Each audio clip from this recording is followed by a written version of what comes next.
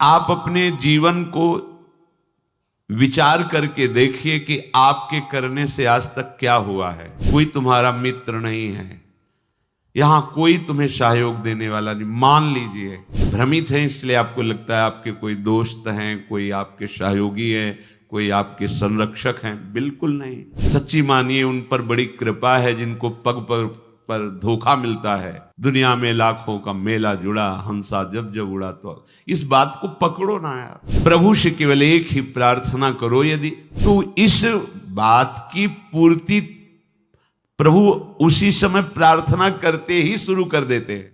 दया में प्रभु कितनी अपार कृपा की आपके ऊपर। मनुष्य शरीर साधु समागम श्रीधाम वृंदावन में दुर्लभ बात है। आप अपने जीवन को विचार करके देखिए कि आपके करने से आज तक क्या हुआ है। बिगड़ा ही है, बना नहीं है। ये इसलिए विचार कीजिए कि आप अहंकार रहित होकर प्रभु की कृपा का आश्रय लेकर हृदय से प्रभु के चरणों का सहारा ले लीजिए। बच जाओगे, दुख से बच जाओगे। कोई तुम्हारा मित्र नहीं है, यहां कोई तुम्हें सहयोग देने वाला नहीं। मान लीजिए आप लोग भ्रमित हैं, इसलिए आपको लगता है आपके कोई दोस्त हैं, कोई आपके सहयोगी हैं, कोई आपके संरक्षक हैं। बिल्कुल नहीं। बाहरी सब कुछ हो सकता है, आंतरिक रक्षा करने वाला केवल श्री कृष्ण है, दूसरा नहीं है। सच्ची मानिए उन पर बड़ी कृपा है जिनको पग पर धोखा मिलता है, प्रतिकूलता मिलती है, तो उनको असलियत समझ में आ जाती है। फिर वो सत्य की तरफ मुड़ते हैं, उन्हें साधु समागम मिलता है और वो सत्य में प्रतिष्ठित हो जाते हैं। आज से हमें समझना चाहिए कि भगवत कृपा पात्र हैं। अब हमारी दुर्गति नहीं हो सकती, क्योंकि प्रभु की कृपा किसी निमित्त को लेकर के नहीं हुई है, अहेतुकी कृपा है। तो अब हमारे कल्याण में कोई संशय नहीं। सच्ची मानिए, ये विश्वास करोगे तो हो जाएगा। विश्वास करो, ये जादू की बात है। मेरा कहां कल्याण होगा, मैं तो गृहस्थ हूं, मैं विषयों में फंसा हूं, मैं दुर्गति पक्की है। नहीं नहीं, कुछ भी हो, मेरे में सामर्थ्य तो नहीं, मैं तो अधम हूं, नीच हूं, पर मेरे प्रभु बड़े कृपालु हैं। मेरा निश्चित इस जन्म में कल्याण हो जाएगा, पक्का हो जाएगा। आप विश्वास कीजिए। आप हर समय अपने भाग्य को सराहिए। मैं प्रभु का शरणागत हूं, अहो भाग्य मेरे, प्रभु ने मुझे स्वीकार कर लिया। अगर स्वीकार किया ना होता तो मुझे साधु संग न मिलता। जो प्रभु मोहि अनुग्रह कीन्हा, तो तुम आई दर्श हठ दीन्हा। देखो, प्रभु ने मेरे पर कृपा की ना, तो हे महाभागवत हनुमान जी, आप अपनी तरफ से आकर मुझे दर्शन दिए ना। अब मोहि भाव भरोसा हनुमंता, बिनु हरि कृपा मिले नहीं संता। आज मुझे भरोसा हो गया कि हरि की हमारे ऊपर कृपा है, क्योंकि कृपा ना होती तो आप मुझे दर्शन न देते। आपके समीप हमें भगवत चर्चा करने का सौभाग्य, सुनने का सौभाग्य न मिलता। हम लोग जैसे भी हैं, अपने प्रियालाल के हैं। झूठी से ही सही तुम मान लो तो ये झूठी बात नहीं होगी, सच्ची है, क्योंकि है हम। संसार में तुम सत्य मान रहे हो, पर सब झूठा है झूठा। तुम चाहे जितना सत्य मानो, ये मेरा, कोई तेरा नहीं। दुनिया में लाखों का मेला जुड़ा, हंसा जब जब उड़ा। तो इस बात को पकड़ो ना यार। कोई साथी नहीं, कोई साथ नहीं। एक साथी है, केवल श्री हरि नाम, केवल राधा नाम। क्योंकि राधा नाम, हरि नाम ही हरि को प्रकाशित करता है। इसलिए हमारा तो हरि प्रिया से भी प्रिय इनका नाम है।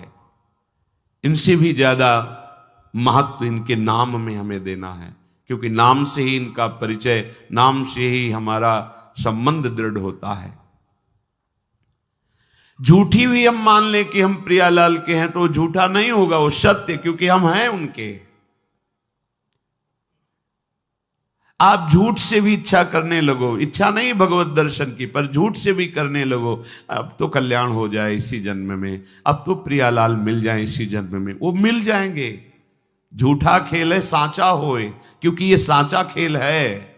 इसमें नाटक भी करे भक्ति का तो भगवान कृपा करके उसे सच्चा भक्त बना देते हैं।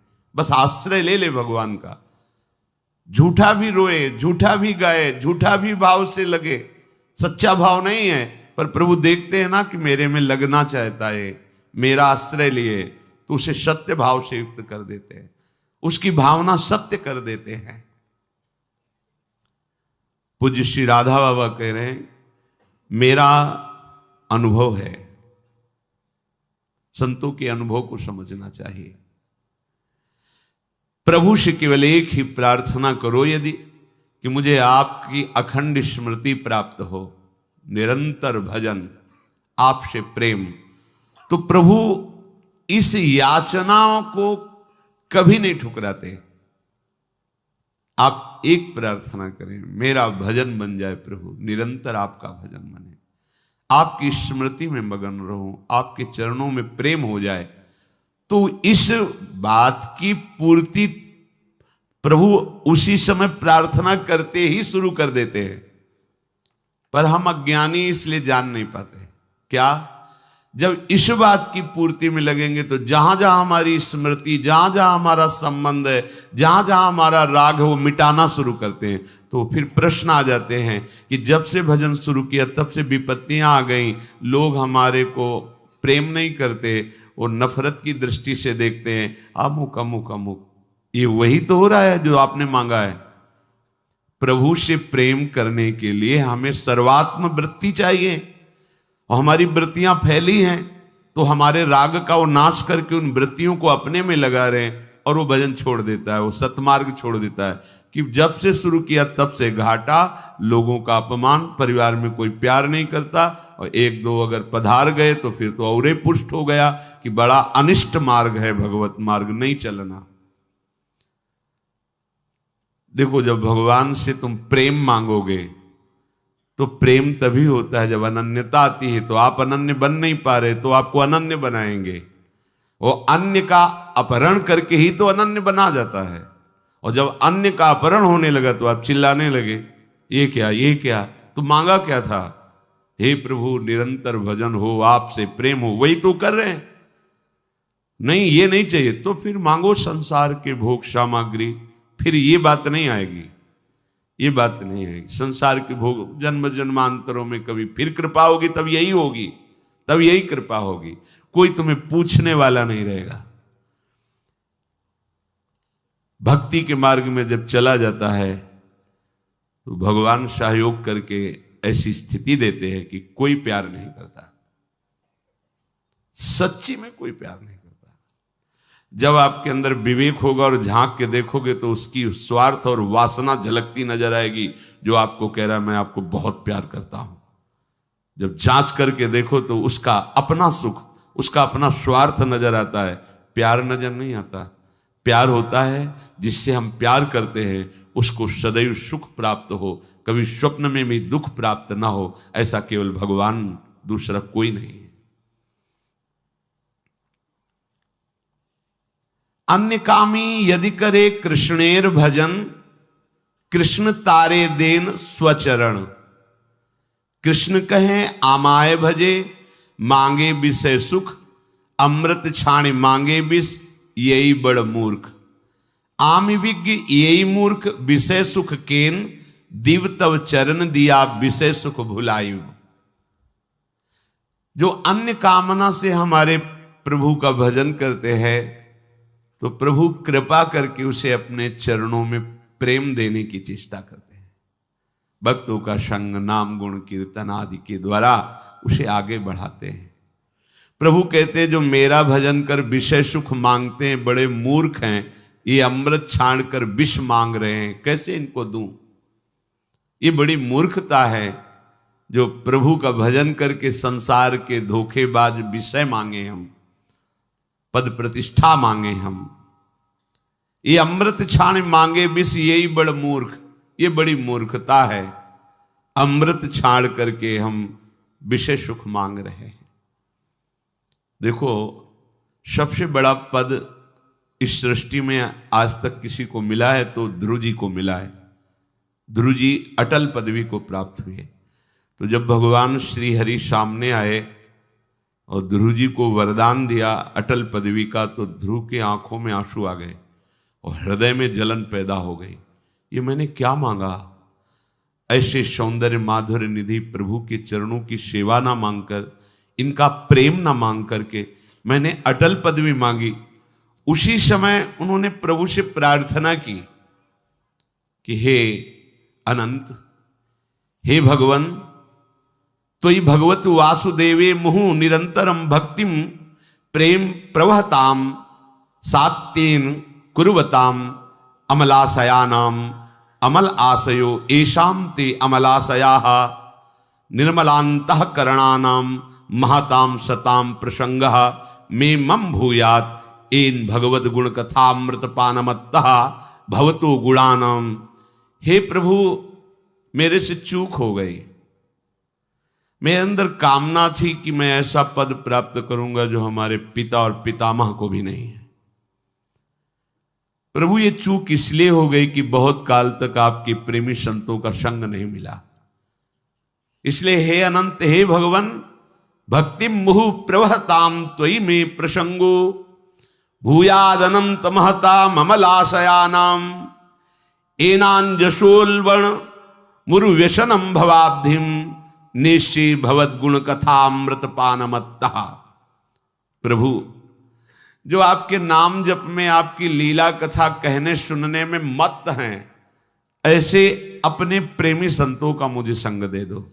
मुझसे जो चूक हुई, क्या चूक हुई?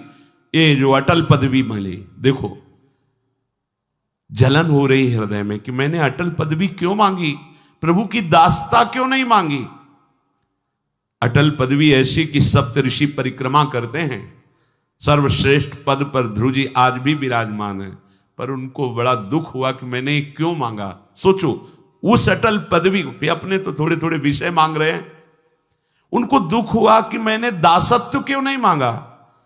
प्रभु के समीप निरंतर रहकर इनके श्रीअंग की सेवा करता, ऐसे प्रेम निधि प्रभु के संग क्रीड़ा करता। ये चूक कहां से हो गई? पता चला भगवत प्रेमी महात्माओं का संग नहीं हुआ, इसीलिए चूक हो गई। तो कह रहे हैं कि हे भगवान, आप यदि हम पे प्रसन्न हो तो आपके भाव में जो भरे हुए भक्तजन हैं, जो आपकी लीला कथा में उन्मत्त हैं, तृप्त हैं, ऐसे महापुरुषों का मुझे संग दो। क्यों? क्योंकि जब वो आपकी लीला कथा कहेंगे तो उनकी वो मस्ती सबके ऊपर चढ़ती है। संबंध में भरकर जब वो प्रभु को पुकारते हैं, नाम कीर्तन करते हैं, प्रभु का यश गाते हैं, तो चूंकि हम माने या ना माने, हम प्रभु के ही हैं, वो सबके हृदय में अपना प्रभाव डालता है। इस विविध दुखों से पूर्ण भयंकर भवसागर से वो सहज में पार हो जाता है जो भगवत प्रेमी संतों का संग कर लेता है। तेन स्मरन्त्यतितरां प्रियमी समर्त्यम ये चान्वदः सुत सुहृद गृहवित्तदाराः ये त्वज्जनाभ भवदीय पदारविंद सौगंध्य लुब्ध हृदय सुकृत प्रसंगा। हे नलिनाभ प्रभु, जिनको आपके श्री चरण कमलों की प्रियता प्राप्त हो गई है, जो आपके श्री चरणों के चिंतन में लगे रहते हैं, ऐसे भक्तों का संग यदि प्राप्त हो जाए तो उसका प्रभाव क्या होता है? बोले वो अतिशय प्रिय अपने शरीर, अपने देह और देह के संबंधी पुत्र मित्र कलत्र घर धन धाम, इन सब से बेपरवाह होकर के आपका भजन करने लगता है। यह है संत संग का चमत्कार। ये भवदीययोः पदारविंदयोः चरण कमलयोः यत् सौगंध्यम सौरभम तत्र लुब्धम आकृष्टम हृदयम मनो। उनकी स्थिति हमारे ऊपर उतरती है। ये चादो देहम अनुश्रुत सुहृद ग्रह वित्त दाराह तानपि न स्मरन्ति। बस हरि कथामृत पीत्वा मत्तः संतो न स्मरन्ति केवलम योग योगादि निष्ठानाम देहाभिमानिनानाम व्यावृत्ति तु शब्देन दर्शिता। देहाभिमान से युक्त होकर बड़े बड़े योग अनुष्ठान करने से स्थिति प्राप्त नहीं होती। ये स्थिति भगवत प्रेमी महात्माओं के लीला गायन, नाम कीर्तन, महिमा गायन का जब हम श्रवण करते हैं तो उनके संग से ऐसी स्थिति प्राप्त होती है कि अतिशय प्रिय देह और देह की संबंधी वृत्तियां जो पुत्र में, मित्र में, कलत्र में, घर में, धन धाम में हैं, इन सब से वृत्तियां हट जाती हैं और बेपरवाह होकर भगवान के सुमिरन में डूब जाती है। ये संत संग का प्रभाव है। तेषामहं पाद सरोज रेणुर माया बहेयाधि किरीट मायु यम नित्यदा बिभ्रतया सुपापम नश्यत्यमुं सर्वगुणाः भजन्ति। हे संत महापुरुषों, आपकी चरण रज को आयु पर्यंत मैं अपने शीश पर धारण करता रहूं, क्योंकि जिनके माथे पे संत चरण रज विराजमान होती है वो निष्पाप होकर के भगवान का प्रिय बन जाता है। जे गुरु चरण रेणु सिर धरहि तेजन सकल विभव बस करहि। संपूर्ण भागवतिक वैभव उसके हृदय में प्रकाशित हो जाता है जो संत सदगुरुदेव की चरण रज को अपने माथे पे रखता है। जब प्रभु की असीम कृपा होती है तो भगवत प्रेमी महात्माओं का संग मिलता है। संतों का संग मिल जाए तो फिर किसी और तीर्थ के अवगाहन की जरूरत नहीं है, क्योंकि तीर्थापाद प्रभु का निरंतर स्मरण करते हुए उनके ध्यान में जो मगन है, तेषां विचरतां पदभ्याम तीर्थानां पावनेच्छया भीतस्य किन्नरो चेत तावकानां समागमः। ये जो भगवत प्रेमी जन हैं, ये तीर्थों को भी तीर्थत्व प्रदान करने वाले हैं। तीर्थानामपि पावनेच्छया पदभ्याम विचरताम तेषाम तावकानाम तौ भक्तानाम समागमः संसारात् भीतस्य किम न रोचते कथम न स्वस्मिन् रुचिमुत्पादयेत तस्मात् सत्संगः विना संसारे निस्तारो नास्ति। कह रहे हैं जो तीर्थों को भी निष्पाप करने की सामर्थ्य रखते हैं, जहां वो पृथ्वी पर चरण रखते हैं वहां की रज तीर्थों को भी पावन करने वाली बन जाती है। संसार से भयभीत हुए, दुखी हुए जीव जब इन संतों के समीप पहुंचते हैं तो इनकी चरण रज में, इनकी वाणी में, इनके दर्शन से, स्पर्श से संपूर्ण अशुभ पाप नष्ट हो जाते हैं और वो भयभीत हुआ संसार से पुरुष अभय पद को प्राप्त कर लेता है। तस्मात् सत्संगम बिना संसारे निस्तारो नास्ति। बिना संत संग के किसी का संसार से निस्तार हो जाए, उद्धार हो जाए, ऐसा असंभव। इसलिए महत्सेवाम द्वार माहुर्विमुक्तेस तमो द्वारम योषिताम संग संगम महांतस्ते समचित्ता प्रशांता विमन्यवः सुहृदः साधवो ये। महापुरुष संत की प्राप्ति भगवत कृपा से होती है।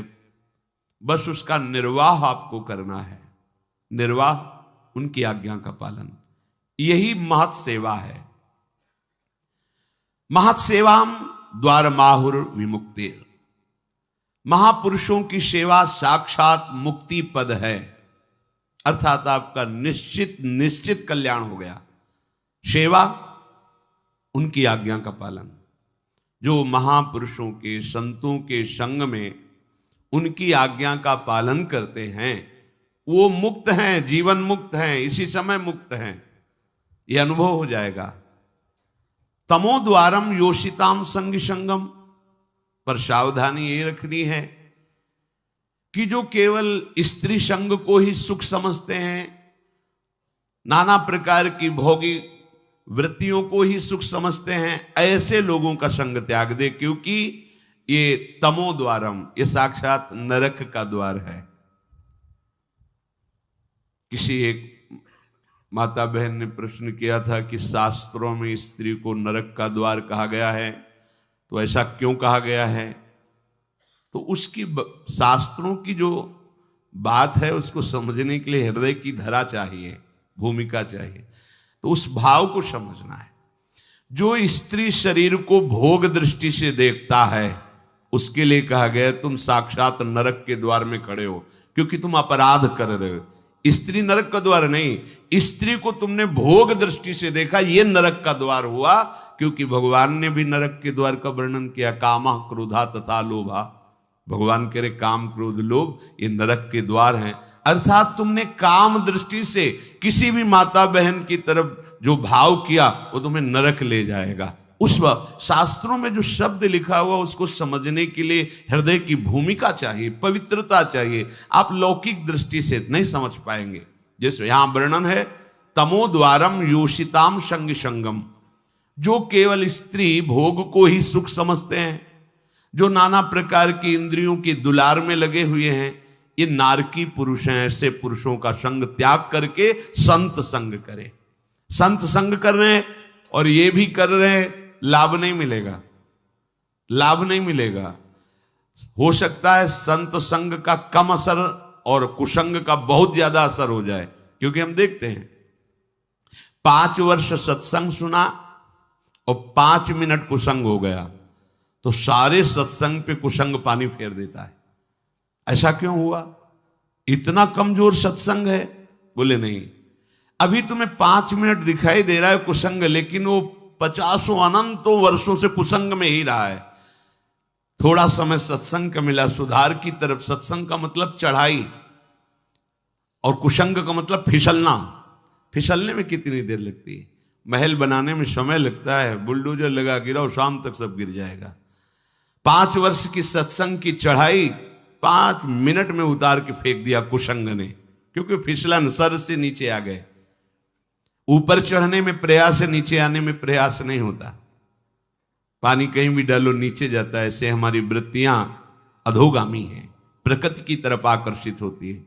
इसीलिए कुसंग का त्याग करके संत संग करे, बहुत जल्दी लाभ होता है, पर प्राय ऐसा नहीं हो पाता। इसीलिए सत्संग का सही रंग नहीं जम पाता। कैसे संत होते हैं? जिनके संग से जीवन मुक्तता का वर्तमान में भी अनुभव हो जाए। बोले महांतस्ते समचित्ता प्रशांता विमन्यवः सुहृदा साधो। ये वो महापुरुष जन, ये समचित्ता समदर्शिनः प्रशांता शुद्ध चित्ता विमन्यवः विगत क्रोधा सुहृदा सर्वेषां हितकांक्षिणः साधवा सदाचारा ते महांतो गेया। वो महापुरुष होते हैं जिनमें सब में भगवत दर्शन की भावना है। सब में समदर्शिना वही होते हैं जो सब में अपने प्रभु को देखते हैं। वही परम संत है जो सब में अपने प्रभु को देखते हैं। विद्या विनय संपन्ने ब्राह्मणे गविहस्तनी स्वनीचय सुपाके चा पंडिता समदर्शिना, जो सब जगह अपने, और वही है। ये तो बाद में पता चलता है ना कि छलिया कैसे छल रहे थे तुम आकर के, अब समझ में आया। ये पर्दे लगाकर वही है, दूसरा नहीं। ये तो गुरु कृपा से बाद में जब अंतःकरण त्रिगुणात्मिका माया के प्रभाव से मुक्त हो जाता है तब ये दिखाया वो इतना बड़ा नाटक कर रहा था, सब रूपों में वही है, वही है। समदर्शिनः प्रशांताः, चाहे जैसी परिस्थिति आ जाए पर वो अशांत नहीं होते, वो शांत रहते हैं। ऐसे प्रशांत, चाहे आप उनको अपमानित करें, निंदा करें, तिरस्कार करें, या उनके पास जो है सब छिन जाए तो भी कोई फर्क नहीं पड़ेगा, क्योंकि सब प्राकृतिक पहले ही उसका राग नष्ट हो चुका है, इसलिए उनकी अशांति नहीं होगी। आपको बोध हो चुका है, इसकी परीक्षा बाहरी लक्षणों से तो हो ही नहीं सकती, पर कुछ बाहरी लक्षण, जब आपकी भरी सभा में निंदा हो, अपमान हो, कोई भी आपका साथ देने वाला न हो, फिर भी आप शांत हैं और मुस्कुरा रहे हैं, तो हो सकता है ये भी लक्षण पहचाना जा कि बिना ब्रह्मबोध हुए ऐसी सामर्थ्य नहीं आ सकती। पूज्यपाद सिउड़िया बाबा जी महाराज, गंगा किनारे एक बहुत बड़ा संत समागम हुआ था, तो जहां बड़े बड़े महापुरुष भी आए थे। बाबा तो समस्थिति को प्राप्त महापुरुष थे। समस्थिति का प्रवचन करना और समस्थिति में होना बड़ा अंतर है। तो हरि बाबा जब कीर्तन करते थे तो सबसे पहले ओंकार नाद करते थे। जे ही घंटा, अपने ही कर कमल में घंटा रखते थे, और जे ही घंटा बजाए तो उसके पहले ओम, तो सब बाद में ओम बोलते थे। ये बात जो शास्त्रीय विधान के ज्ञाता जन थे वो विरोध करते थे। तो पूज्य बाबा के पास बड़े महापुरुषों ने भी ये बात निवेदन की कि ये प्रणव का उच्चारण सबको करने का अधिकार नहीं। वैदिक उद्गीत महामहिमा में प्रणव, उसके लिए कुछ नियम है, कुछ सिद्धांत है, उसका ऐसे कीर्तन नहीं कराया जाता। तो बाबा ने कहा हरि बाबा और हरि में कोई भेद नहीं इस समय जो मैं देख पा रहा हूं, इसलिए जो भी बोलेंगे सब साथ सिद्धांत होगा, इनको हम मना नहीं कर सकते। कोई साधारण संत नहीं, ये भगवत प्राप्त संत हैं। वहां संतों में सब आए हुए थे, तो बाबा की सीधे निंदा शुरू की। ये ऐसा सन्यासी होकर भी कीर्तन में जाते हैं, कीर्तन में रास में बैठते हैं, प्रणव उच्चारण होता है उसका निषेध नहीं करते हैं। और अब जो मन में आए सो बोल, माइक हाथ में हो फिर बोलने का अवसर हो, फिर क्या कहना है। और विद्वान हो तो शास्त्र के सूत्र ले ले करके। अब बाबा के एक से एक उद्भट भट्टाचार्य शिष्य थे।